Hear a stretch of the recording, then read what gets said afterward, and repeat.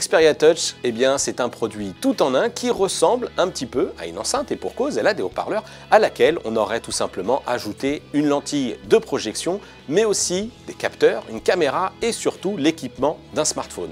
Pourquoi faire? Eh bien tout simplement pour être capable de projeter sur une surface l'univers d'Android et toutes ses applications sur une surface donc qui deviendrait tactile.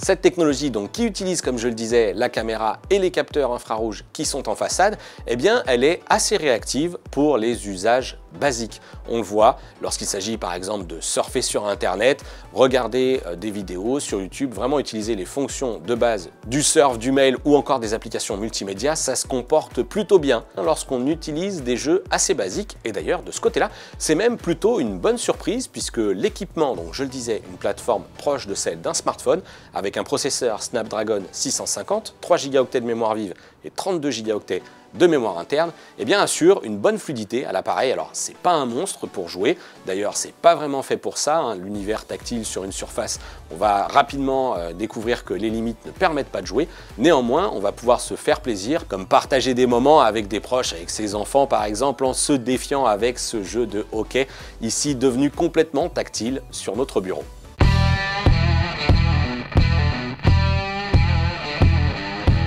Et comme vous pouvez le voir, ce système, il a effectivement beaucoup de limitations. Et la principale, eh bien, c'est la luminosité. La technologie laser sans lumens délivre vraiment une intensité beaucoup trop faible. Il faut vraiment que la pièce soit limite plongée dans l'obscurité ou en tout cas qu'on ne soit pas à proximité d'une fenêtre pour manipuler correctement l'interface. Ici, on a mis un fond blanc, mais on vous le dit, si le meuble est par exemple marron ou d'une autre couleur, ça va commencer à être très compliqué. Cette faible luminosité, vraiment, c'est un point pénalisant pour ce vidéoprojecteur.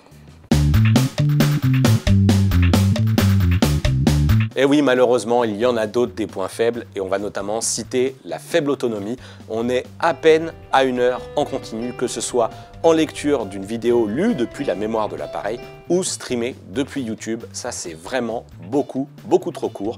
Et beaucoup trop court aussi son câble de recharge. Regardez, il mesure seulement 90 cm. C'est vraiment trop court. Sony fait des économies qu'on regrette vraiment. Et pour l'utilisateur, pas d'autre choix que d'avoir recours à une rallonge dans la plupart des cas.